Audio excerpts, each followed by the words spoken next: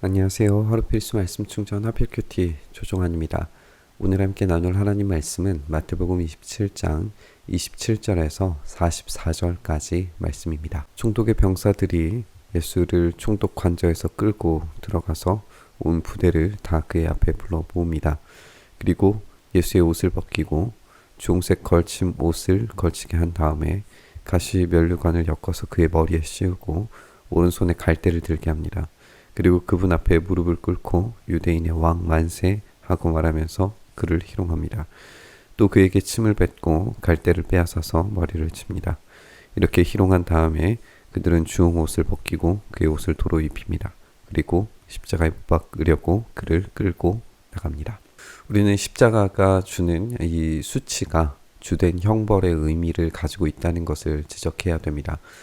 우리는 보이는 아주 자극적인 폭력적인 고통의 모든 시선을 빼앗기기도 하지만 그것과 더불어서 수치를 주려고 하는 행위가 매우 극대화되어 있는 형벌이었다라고 하는 점을 기억해 보셔야 됩니다.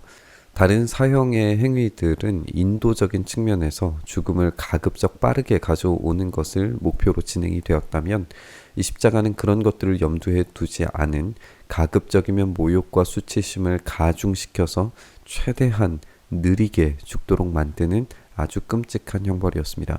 오늘 읽는 이 십자가의 시작 부분도 바로 이 지점에서 시작하고 있다는 것을 우리가 지적을 해야 되는 거죠.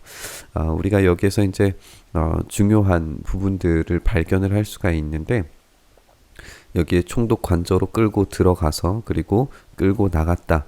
이것을 이제 양 끝에 있는 이야기로 보고 그리고 이제 옷을 벗기고 주홍색 걸침 옷을 걸치게 했다. 그리고 주홍색 옷을 벗기고 그의 옷을 도로 입혔다. 그리고 그 가운데에 조금 더 들어가 보면 가시 면류관으로 엮어서 그의 머리에 씌우고 머리를 쳤다. 라고 하는 부분이 나오죠. 그리고 그 더 가운데에 보면 갈대를 들게 하고 갈대를 빼앗고 침을 뱉었다. 라고 하는 이 말이 있고 난 다음에 가장 가운데에 핵심적으로 등장하는 이야기가 뭐냐면 유대인 왕 만세입니다. 이 유대인 왕 만세하면서 그를 희롱했다가 중심이 되어서 점점 우리가 키아스틱 구조라고 부르는 이 구조를 우리에게 보여줍니다. 그러니까 이 이야기에서 가장 중심적인 핵심적인 내용은 뭐냐면 유대인 왕 만세라고 군인들이 불렀다라는 겁니다. 이들은 모욕적으로 예수님을 거짓 왕이라고 조롱하고 있습니다. 홍포와 가시 면류관과 또 갈대 홀은 조롱을 위한 도구들이었습니다. 그런데 그들은 참된 왕을 조롱하고 있는 거였어요. 그 말과 그분이 지니셔야 하는 도구들은 실제로 참이었지만 그들이 지금 조롱의 도구로 삼고 있는 것을 우리가 보게 됩니다. 그들은 나가다가 시몬이라고 하는 구레네 사람을 만나서 강제로 예수님의 십자가를 지게 했다라고 이렇게 이야기합니다. 우리가 아까 언급했던 것처럼 십자가는 죽음을 지연시킴으로써 최대한의 고통을 주도록 하는 것이 목적이었기 때문에 죄수가 일찍 죽지 않도록 최소한의 조치를 취하게 되어져 있었습니다. 어떤 사람들은 십자가를 지고 가는 도중에 죽을 수 있도록 매를 매우 세게 쳐달라고 그렇게 로비를 하는 경우도 있었다고 합니다. 지금 이 십자가를 제대로 지지 못하고 계시는 예수님의 상태가 어떠한지 우리가 상상해 볼 수 있습니다. 그만큼 지금 죽음에 임박해져 있을 정도의 상태에 지금 예수님이 놓여져 있었다는 거죠. 군인들은 구레네 출신 시몬을 십자가를 대신 지도록 이렇게 명령을 하게 되는데 이 십자가의 처형은 길게는 이제 7일 동안 죽지 않고 달려 있기도 했었어요. 심지어 이 가족과 친구들이 죄수에게 먹을 것을 주도록 허락해 주기도 했다라고 합니다. 그만큼 이제 이들이 얼마나 예수님이 가중된 이 수치를 당하도록 그 시간을 지연시키려고 했는지를 보여주는 것으로 우리가 읽어볼 수 있습니다. 골고다 해골곳이라고 하는 곳에 이르게 됩니다. 그곳에서 포도주에 쓸개를 타서 예수님께 드려서 마시게 하려고 했지만 그 맛을 보시고는 마시려고 하지 않으셨다라고 이렇게 되어져 있습니다. 어떤 학자는 본문에 이 쓸개를 탔다라고 하는 이야기가 이 마가복음에서는 모략을 탔다 했다라고 이렇게 되어져 있는데, 마가복음에서의 이 모략이라고 하는 것의 기능 자체는 마비를 의미하는 것일 수 있어요. 그런데 마태는 의도적으로 쓸개라고 이야기했다라고 이야기하는 거죠. 왜냐하면 이 쓸개와 모략은 맛은 비슷하지만 기능으로는 완전히 반대가 될 수 있습니다. 모략은 마비를 시키는 것이지만 이 쓸개는 기능적으로 훨씬 더 이제 쓴 맛만 내게 될 뿐이지 고통을 이제 가중시키는 것으로 이해하는 거죠. 그래서 이 학자는 포도주에 쓸개를 탄 것을 마태가 강조하면서 이들이 조롱하기 위해서 준 어떤 포도의 음료다라고 그렇게 해석을 하기도 합니다. 그것이 어떤 것이든지, 그것이 마비를 위한 것이든지 아니면 조롱을 위한 것이든지 상관없이 예수님께서 이 부활 이후에 그 하나님의 나라에서 그때로부터 포도에 난 것을 드시기 전까지는 포도에서 난 것을 드시지 않기로 하셨기 때문에 말하자면 그 있는 고통을 그대로 감내하려고 하시는 모습을 우리가 보게 됩니다. 그들은 예수님을 십자가에 못 박고 나서 제비를 뽑아서 그의 옷을 나누어 가지게 됩니다. 여기에서 이 옷을 나누고 가졌다라고 하는 것이 이제 시편의 말씀에 시편 22편 말씀을 이제 성취하는 것으로 보여주는데, 이 옷이 이제 속옷이라는 거죠.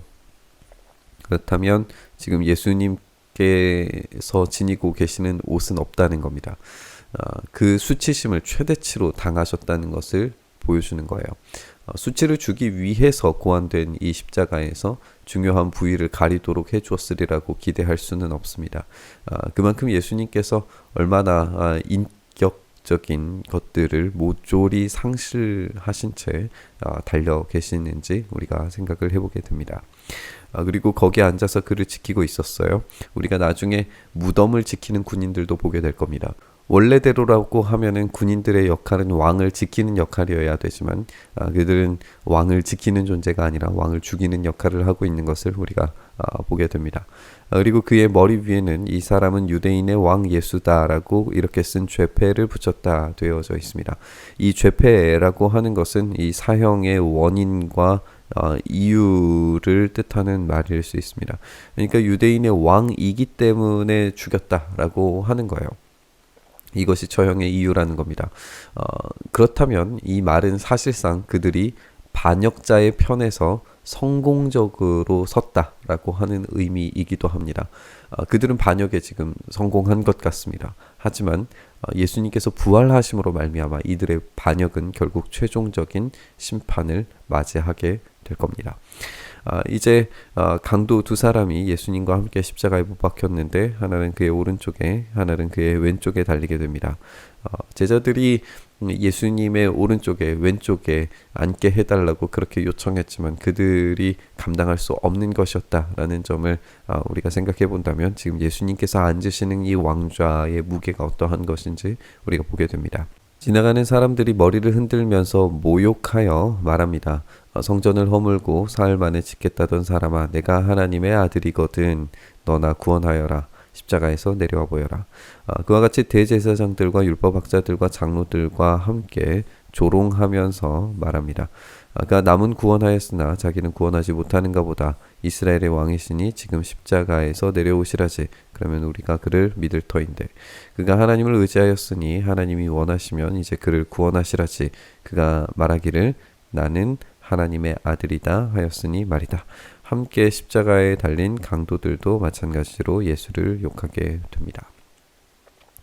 여기서 이제 핵심적인 내용을 우리가 살펴보면 모욕하다, 조롱하다, 욕하다 이게 이제 반복적으로 등장하는 걸 보게 돼요. 그래서 우리는 이 십자가가 고통에 물론 아주 자극적으로 보이는 것은 사실이지만 십자가의 목적 자체가 이 수치를 위함이라는 것을 다시 이제 생각해 주게 되는 내용입니다. 그리고 우리가 이제 계속 살펴보게 되는 것은 뭐냐 하면 내가 하나님의 아들이거든이라고 하는 이 부분입니다. 또 나는 하나님의 아들이다 하였으니 말이다. 이 부분들이 이제 반복이 돼요.